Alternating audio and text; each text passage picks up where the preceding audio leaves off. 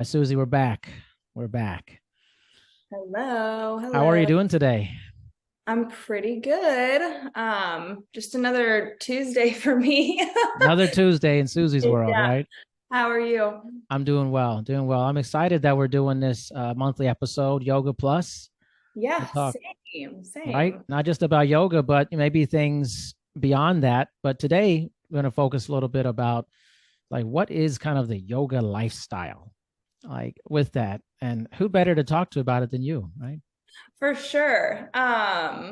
So I mean, obviously ask me anything, but I feel like the first thing I want to say is there are definitely, I feel like there's a stigma around what a lot of people might assume the yoga lifestyle is.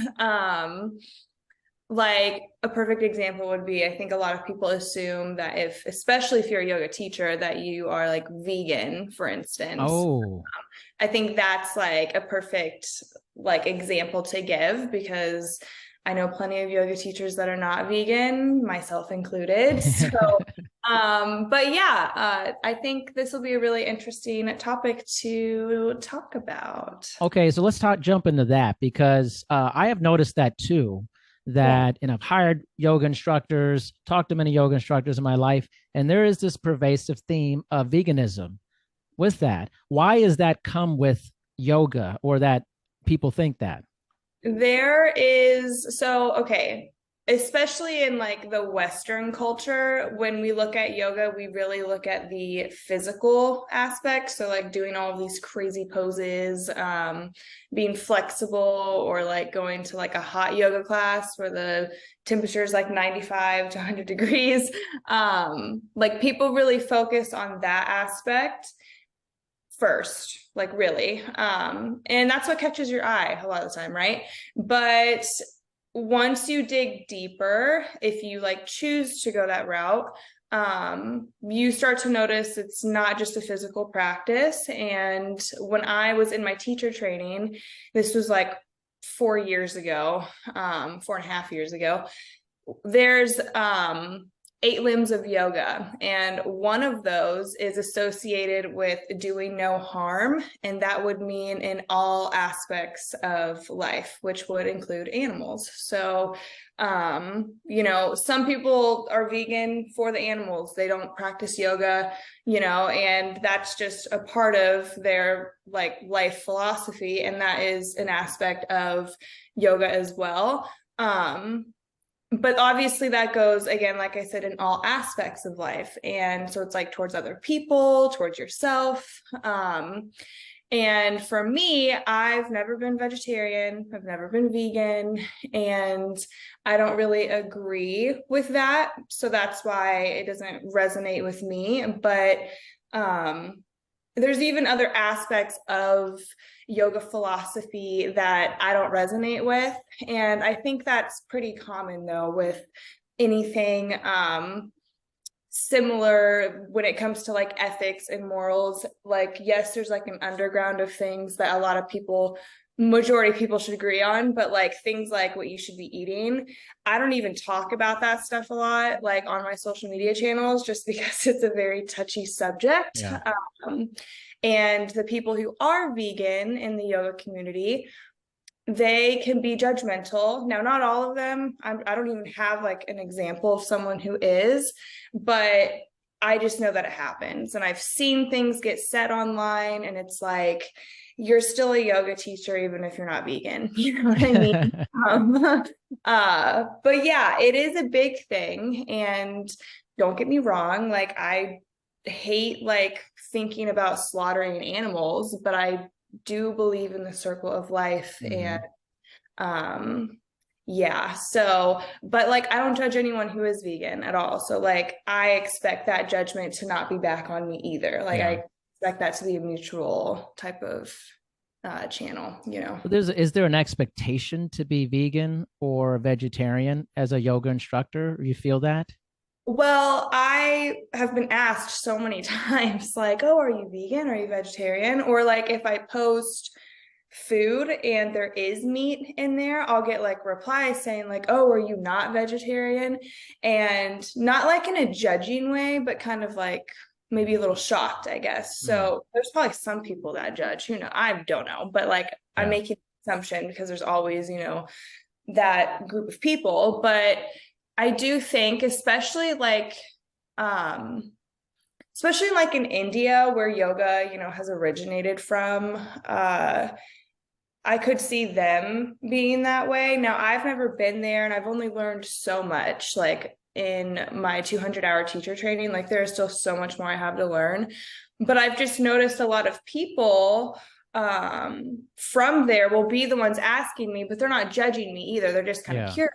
You know what I mean? So I wouldn't say it's like an expectation, but I think since it is really common in certain cultures and places and even here, and like being vegan is like, becoming more and more of a thing over the last like at least 5 years, so it's like but and I'm not like, again, I'm not like against it, but yeah, it's interesting because like I've never felt like I had to be, but Yeah. sometimes it's felt like people are like shocked, I guess. I think it's more so too because I'm a teacher. I think if you just practice yoga, like people aren't like maybe making that assumption as much.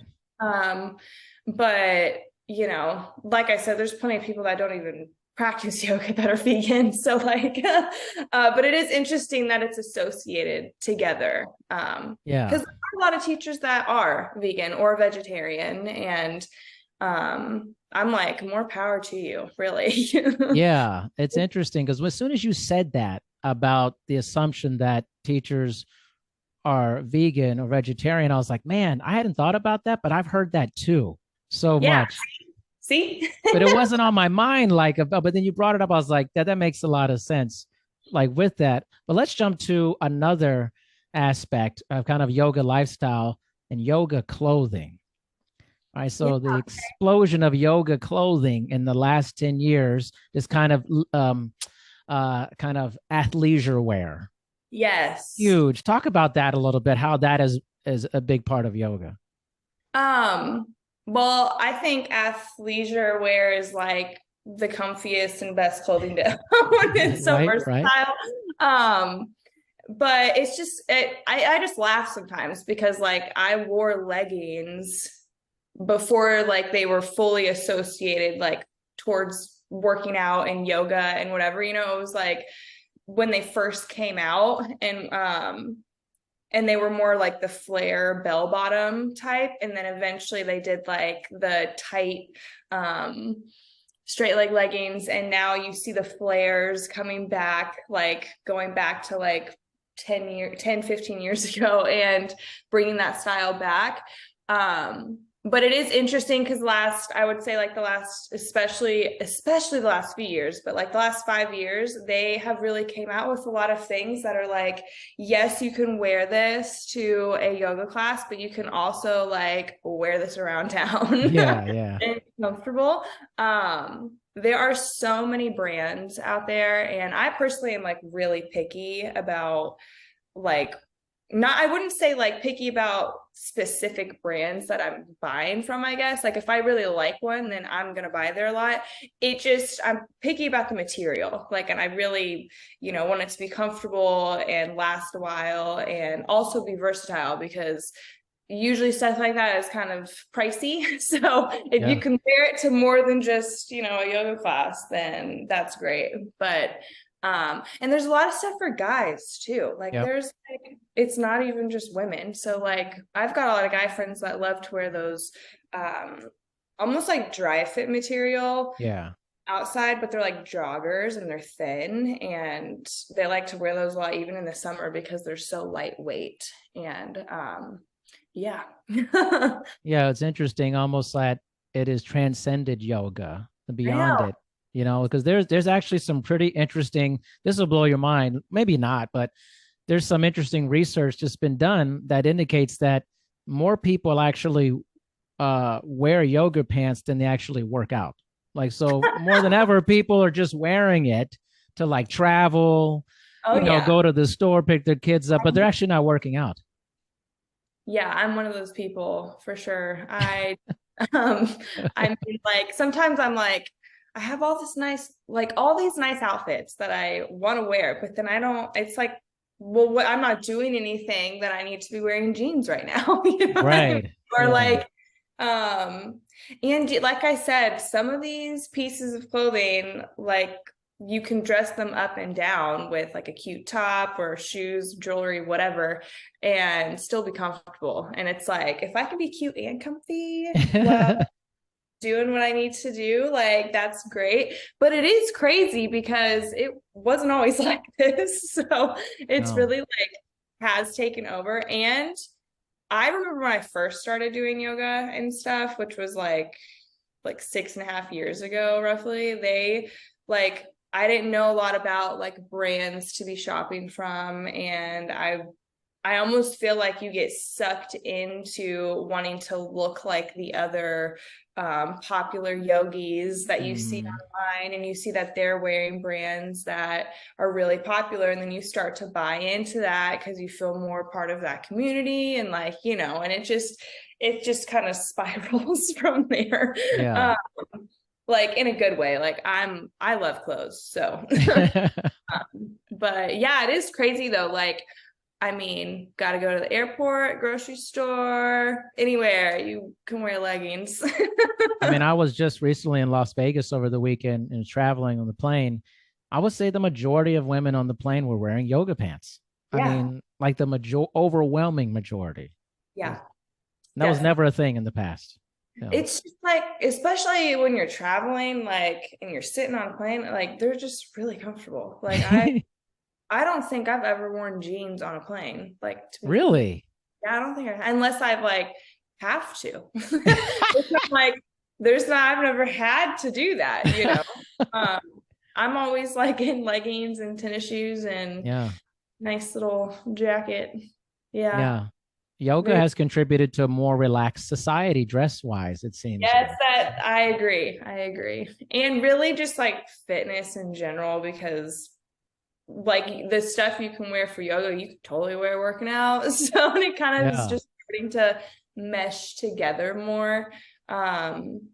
Which I love. Like a lot of the brands I buy from are more focused towards fitness, but I like them for yoga because they're like they stay where they're supposed to be at. Like Yeah. I care about the material, and there's a lot of material that'll just like be really silky and smooth, which is great, but then it slides and it's really Yeah. annoying. So but yeah, I actually thought about having like my own clothing line one day, but that is just a whole other like It seems like a lot of work for sure. I it's a mean, lot. And I'm like, I've got other stuff I want to do, and I yeah. already have brands that I love. So, but it is cool to see some of these brands and how they like being there from the beginning and watching them grow. They're following quickly because it is a big industry that Yeah. people like to buy in. Let's So, transition into you mentioned fitness yeah. and a yoga lifestyle that how do you look at yoga and fitness? Because here's one thing I think is very interesting is sometimes you see yogis who just do yoga, but they don't do other forms of movement for that. How do you feel about that in relation to that? Um, So that's how I used to be when I first started off doing yoga. I don't think there's anything wrong with doing only yoga with no added like fitness, because yoga in itself is like a fitness activity. But there's a difference between like lifting weights and yoga, Mm-hmm. right? There's a difference between running 3 miles and going to a yoga class. Like I said, I used to only do yoga because like I never really liked the gym. I couldn't stick with it.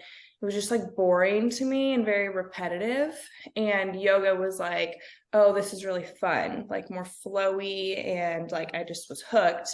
But it's really easy to focus on flexibility with yoga, and like not focus on strengthening those muscles at the same time or first. And that's kind of the route that I was going down. And that caused me, like, I was building a lot of muscle, but I was like, oh, I want to be able to do the splits and do this and do that. And that's like my ego getting in the way. And I pulled my left hamstring one day and it was awful. Like it took forever for that to heal. I had never pulled a muscle like that before. I mean, I literally heard my muscles pop like 3 times. And it like seemed to get better after 6 months, but ever since like then, like I said, it started to get better after 6 months, but then it took like another year after that before it like felt better. Like I just kept feeling like something's wrong with it, something's wrong with it still. But ever since then, I have been like, okay, I need to strengthen my muscles too, because I have gained a lot of flexibility now, and you have to have both. Otherwise, what happened to me will happen. And I also wasn't warmed up whenever I was trying to I was like attempting to do like a wide straddle, and it was like, if you're going to stretch your muscles, especially your hamstrings, then you should be warmed up first. And I wasn't. And so I really learned from that situation.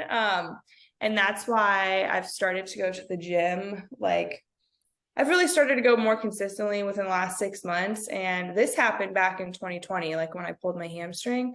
So it's been about like maybe a little under a year of it being like fully good, with no pain and like feeling back to normal.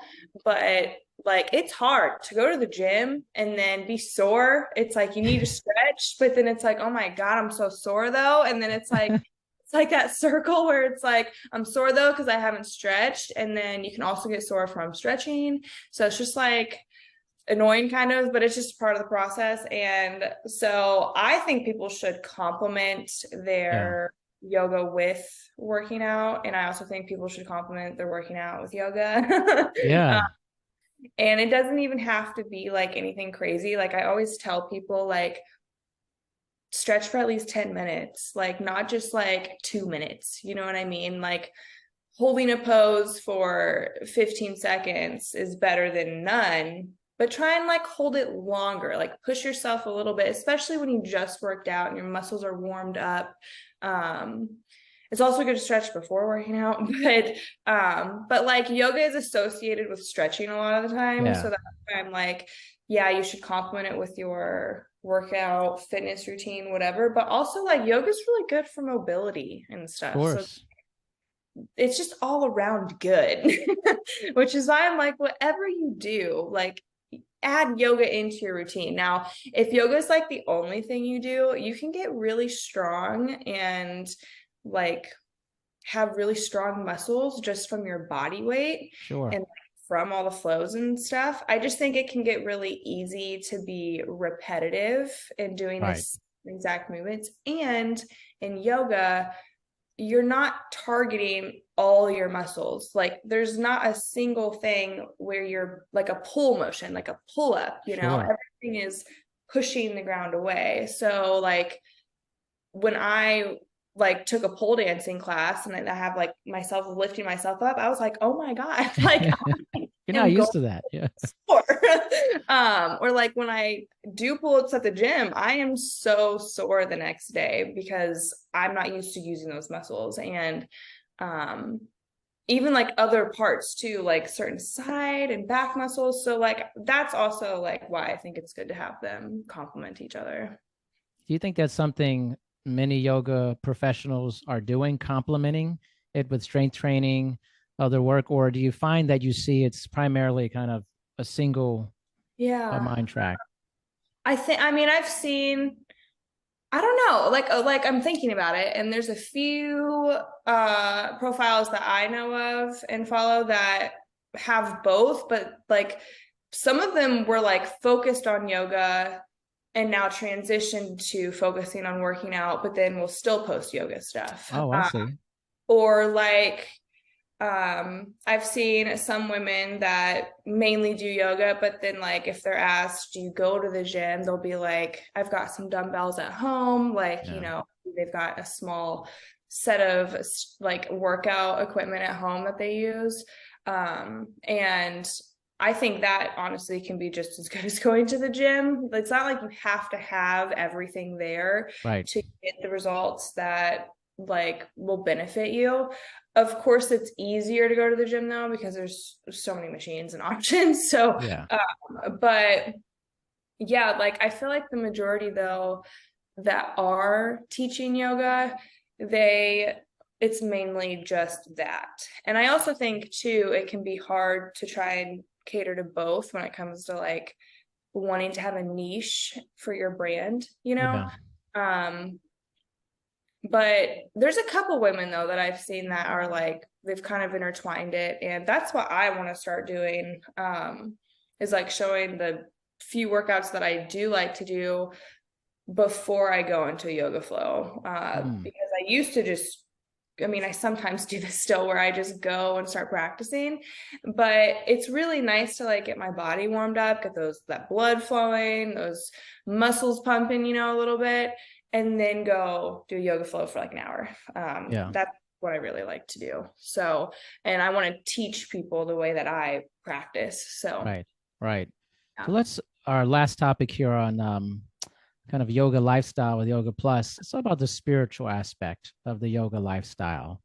Yeah. What's your take on that? Or is that something you incorporate into yours, or how do you see that in relation to practicing yoga? So it's interesting. I'm a very spiritual person. I would not consider myself like super religious, but a lot of people think yoga is like a religion, and it's not. Not everyone thinks that, but I've just been like, I've had conversations with people that think that. But yeah, like one of the like things that I've that sticks with me with yoga, like one of the phrases that always like is replayed in my head with stuff like this type of topic, is like yoga is coming back to yourself, and really like giving back to yourself, coming back, giving back, because we are always so not in tune with what we're doing. Like we're not really in the present moment, and we've got so much external stuff going on. And to really like tune into yourself and give yourself a moment to just like breathe, can be a very spiritual thing in itself. And that's where meditation comes into the practice. And I still, like I mentioned earlier, I'm learning so much. And it's like, I almost feel like sometimes I have like imposter syndrome, where it's like, am I good enough to be teaching yoga still? Because Interesting. you see other teachers that have been teaching for 20 years, you know, and it's like, that's like amazing. But like, it's hard not to compare and be like, am I even like, should I even be sharing this knowledge when I'm not on that level? Which I think is a very common thing. Especially with newer teachers. Like I would still consider myself a new teacher. When it comes to like the spiritual aspect, for me, it's still very much personal. I feel like I'm still really navigating that within myself, and I will sprinkle it into my teaching. But I've honestly kind of like, I've pulled, not, I shouldn't even say pulled back. I've kind of just held off on it, because I've got a lot of people that come that are beginners with yoga. And sometimes people can feel weird when you try to push that spiritual boundary. You kind of got to ease into it, you know what I mean? Not everyone's like that. Like some people are like all for it, whatever, but you know, like going back to earlier, the stigmas around like the lifestyle of a yogi, some people think that, you know, it's just a bunch of hippies and a bunch of spiritual people, and it's like, no, you get all walks of people. And like you could say something that might rub someone wrong, you know, and at the same time, that's something they need to work on themselves as well, because what you said maybe wasn't even insulting, but like when it comes to like religion, being spiritual and all of that, I personally am just kind of like, I say certain things, but since I'm still like doing a lot of work within myself with that, I get a little hesitant. But at the same time, a lot of transformative classes dig into that That's aspect. And true. I attended them. And that's like, and I know this. So, like, that's where the whole theming a yoga class comes in. And you can still dig spiritually without taking it too far, I guess is how I'll word it. Yeah. It, it is a big thing though, and I think that's one of the major reasons why people come back to a yoga class, whether they want to say it's a spiritual thing or not. There's just, some teachers will resonate with you more than others, but there have just been some classes where it's just like the teacher says something and it just clicks, you know what I mean? And like unlocks something within you. Yeah. Yeah.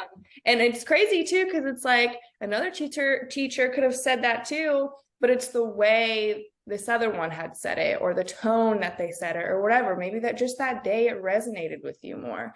And so that is something that I think about a lot, because I would love to be like one of those teachers who's just amazing at theming classes and Yeah. really like having more transformative type of experience.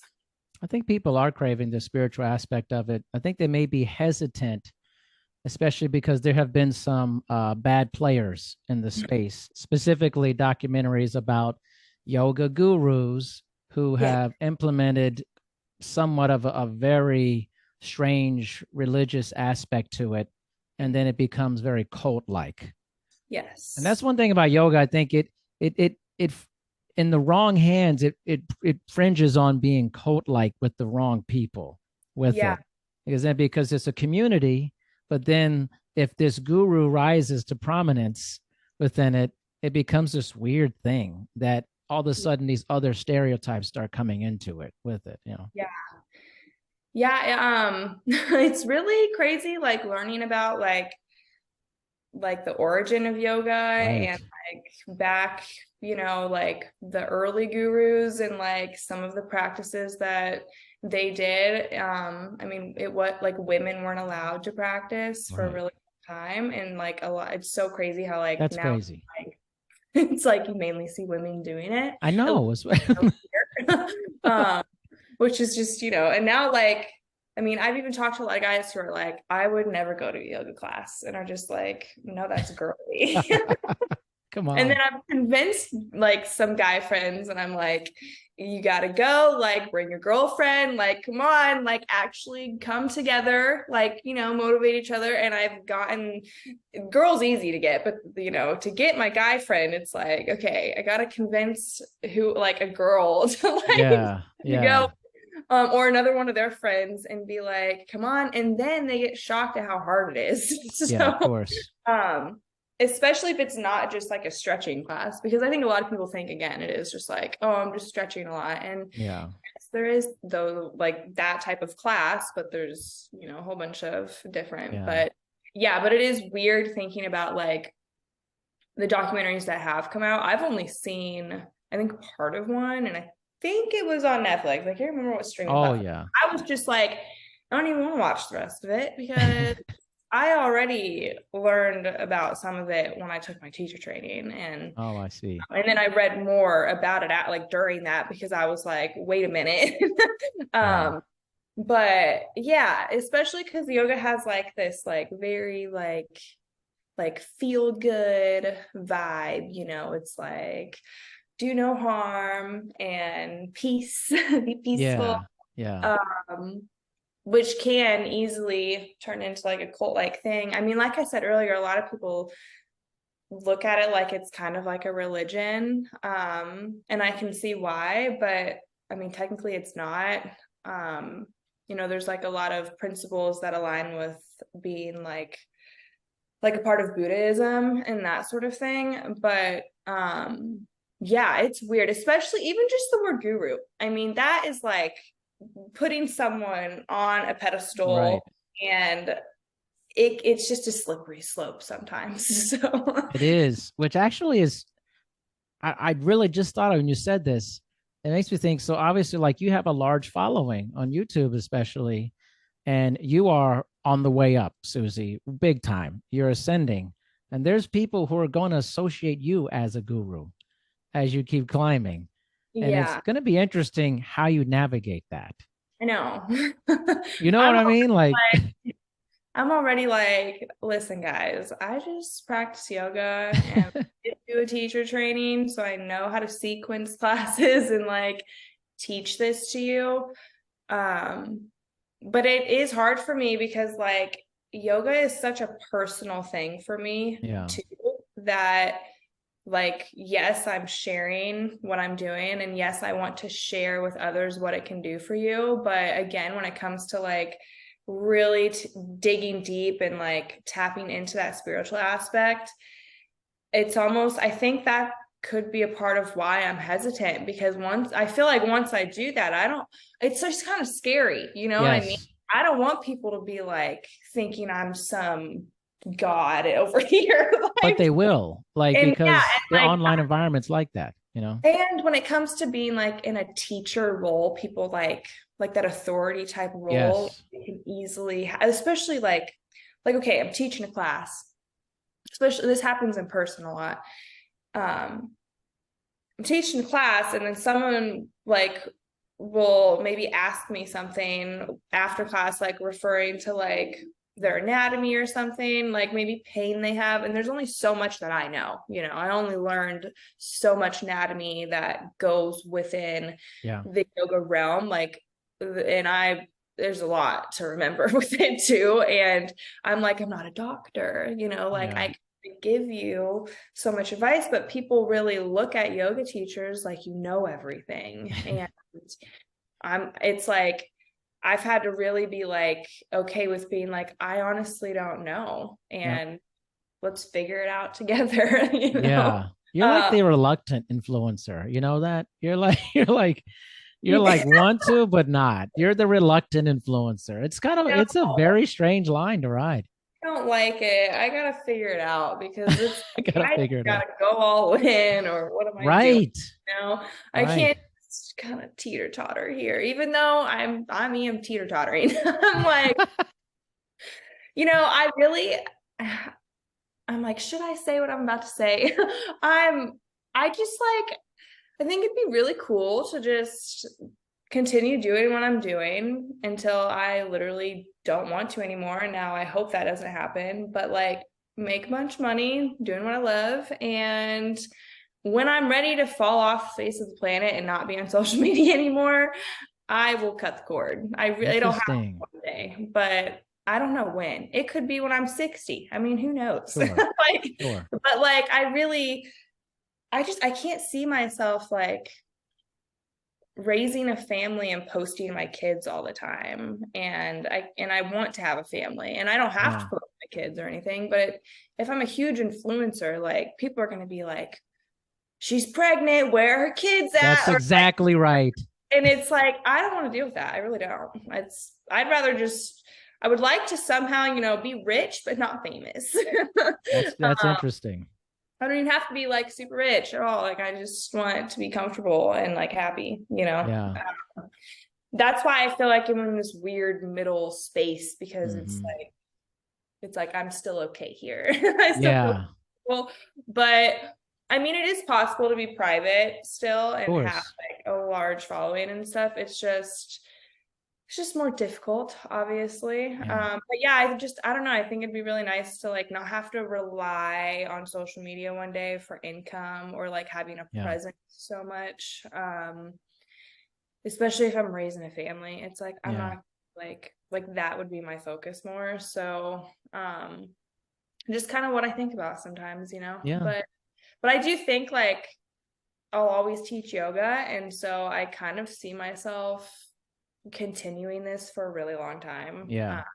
And you might only get 90% yoga forever. Like that might be Right. what happens. The other 10%, you know, like maybe higher than that. I don't know. But it's like I am just such a private person still, like I mentioned another video, but social media is weird. I live in a time where social media is, Yeah.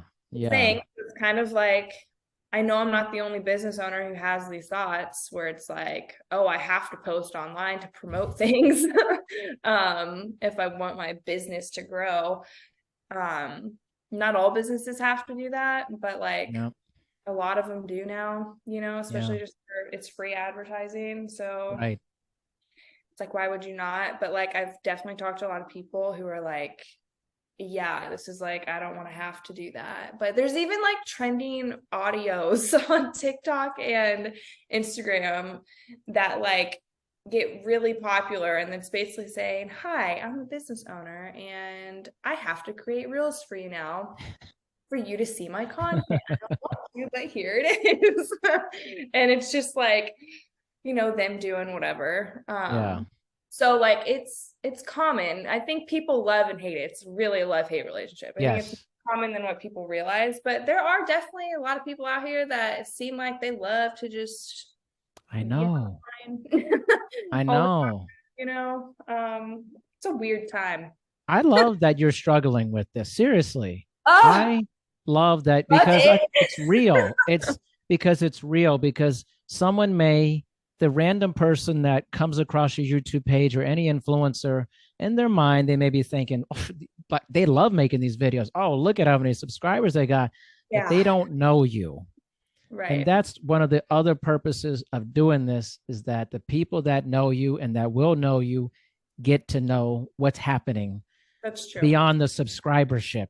And the That's true. video is like, hey, I'm struggling with that. It's like I have the opposite thing with you. It's like I have this long-term career that I have these two businesses. Great. I don't need to do social media, but I Yeah. do it. So it's a different way. I don't do it and go, oh, I'm going to monetize this. I mean, I like to do that, but it's not like a thing for me. But I Yeah. want to understand someone like you where it is more of a thing for you, and meeting, and how do we understand each other? I think that's what's important about this. Yeah. Yeah. I mean, it really is like goes back to mindset. Like some people are way more open-minded and Yeah. some come into it with like, she's just a YouTuber or they, Mm-hmm. whatever. And so even if you were to like even if you were to say something like, I struggle with this, they'd be like, whatever, you post and want followers, you're asking for it. And it's like, you can't win with that. You know what I mean? Yeah. But yeah, like I don't know, I get comments sometimes that are like what did someone say recently? He was like, next time tag your sponsor. It's funny when you pretend like your page is about yoga. And I'm sitting here like, I don't even know what to say to that, because like, one, having a sponsor is not a bad thing. No, what's wrong And with that? yeah, and he was like, what's their hourly rate? But it was like on some photo where I was like at the beach, and so I'm just like, I don't know what he was trying to get across, but it just goes to show like people obviously make assumptions when they just look Yeah, at the page. for Like sure. he probably thinks that I'm just some influencer that like gets to go on trips and do things for free or whatever. I don't even know. I have no idea, but like I'm like thinking I pay for these trips. Like I'm literally like it's with my own money. So like I'm Right. sponsored by anyone. Yeah. Which is kind of shocking just It's based on, surprising to me that you're not sponsored. well, I think I'm not the greatest when it comes to that. Like I've had companies reach out, but it like when I think back on it, I'm like, most of them have not been companies that like have anything to do with yoga. Like I want to get Mhm. sponsored by like a yoga brand, like Right. like I don't want to be sponsored by some random stuff. Yeah. That's just dumb. And then I have to start like posting whatever their product is, and Correct. my life at all with yoga. It's like, this is some random content, Suzie. So Random content. um, Yeah. and I don't know. And I also think the brands that I would want to like be sponsored by, the people that are sponsored by them are like, they've got like millions of followers. You know what I Yeah. mean? They've got like, not all of them are that big, but like, Yeah. um, I do think it's possible since my YouTube is pretty poppin'. Right. But I feel like for some reason those brands don't utilize YouTube as much as what they do like I know, it's Instagram. strange. Yeah. Because they're not going to post like long videos of outfits, but try on hauls are a huge thing. And like I like to watch those videos because I'm like, ooh, let me see how this like looks on a real person who has the same body type as me. And then like what size did they get? And then they've got the link for it. I'm like, this is awesome, you know, and then guys watch because it's a girl trying on clothes. So I love how honest you are about this. Our last thing we were talking about, right? It's like, actually, we should do a whole episode on the try on haul because actually I was watching a couple the other day. I'm not gonna lie, man. And I was like, I was like, okay, this is a big thing apparently, you know, like. And some of them are obviously like, you can tell the ones that are like catering more for the guy views, right? The ones that are more like in the middle, and then the ones that are like I'll say more like fashionistas, like really into like, I talk about clothing. Yeah. Right. Which will obviously have more women on there. I haven't done a try on haul, and I think it's because like I want to, and I actually have like 3 brands of leggings and bathing suits that I want to do. Mm-hmm. I just haven't had to talk to the camera like that in a while. Yeah, so yeah. Oh, I gotta get used to that. And once I start going, it's fine. But it is a big thing. And like, I don't know, I think that's when brands should utilize YouTubers. Be like, hey, like we'll do like 5 pairs of leggings, talk about them on your channel. And I would totally do that. So that's why I feel like if I were to start doing it, they would maybe see the traction somehow. And I think also, because I've asked about this to other influencers that don't even like have as many followers as I do, and they said that reaching out to the brand themselves and like showing what you have to offer and bring to the table is like a big thing too. And I've kind of like, well, if they want me, they'll come and say something, but that is so stupid. They are a huge brand. Like, come on. How are they going to see your stuff? You know what I mean? Yeah, that's right. That's like a way that I know some women have gotten like little brand deals with like clothing brands, not even anything to do with really like working out or yoga, but and I'd still be cool with that because like I said, I like clothes. So but it would be really nice to have like the sponsorship or some type of partnership with a clothing brand that is like athleisure wear. Yeah. But it's probably coming. You know, it's like, here's the thing. A lot of brands, like I shouldn't even say a lot, but like some of the brands that aren't as like big as the big name brand ones who still have good clothing, they'll give you like an affiliate link, but it's like anyone can get an affiliate link. Anyone. Like, and I'm sorry, but this is what they do. They're like, here's your 15% discount affiliate link. And then they have sales all the time where it's over the 15%. So no one's going to be using your discount. It's like, if it's 30%, why would they use my 15% off? You know what I mean? Or whatever. And honestly, most websites that even have promo codes like that, you can find them online while you're shopping and at least get 15% off. Yeah. Like, that's like low ball. And you don't even make a lot of money from them. So I did that for a little bit in the beginning of like posting online and stuff a lot with yoga. But then I was like, I don't even use anyone's affiliate link really. The only time I do is like the big, like the women that I follow that have millions of followers and they've got like Gymshark as their sponsor. Yeah. That is the only time I've used links. Like, and it's more straight to the point too. It's not like 15% off to use this. It's like you click it and it already has the discounts applied a lot of the time. And it just helps out that creator too, which I think a lot of people do. But sponsorships are, I want to say, not the easiest to get, like honestly, but I also need to post more. Like I'm not super consistent. with stuff. So it's like I need to Telling really you. get back on posting every week like I was. Yeah. Like I was posting once or twice a week last year, and I kind of just fell off a little Yeah. bit. Yeah. But your uh, page has so much juice that it just keeps growing even it's without it, there. It's you know? there.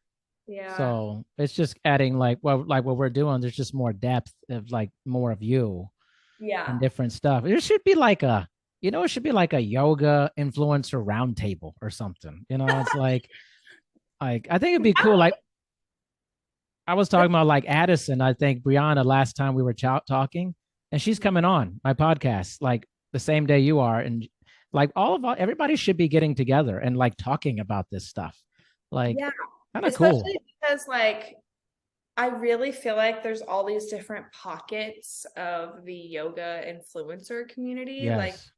Like it comes to being stereotypical, but like, you've got like the hardcore yogis who really live that lifestyle and like Yeah.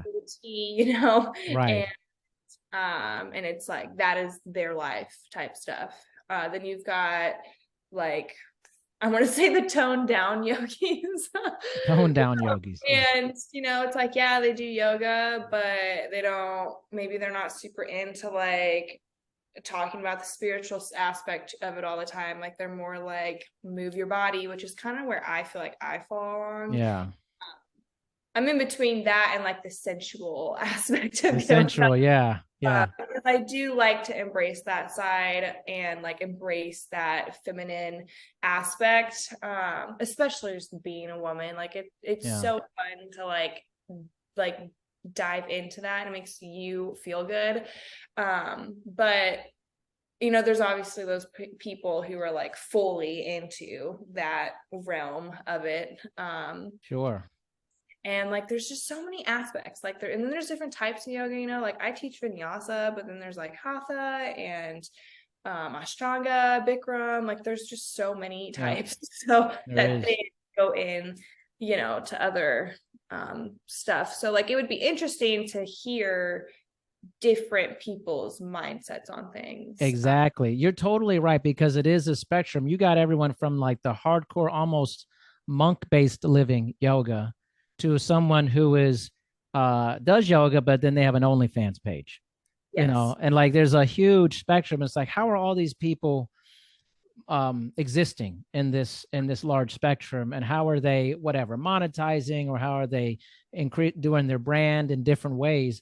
Yeah. Whenever you get people together, great things happen with talking about stuff, and you help each other in different ways.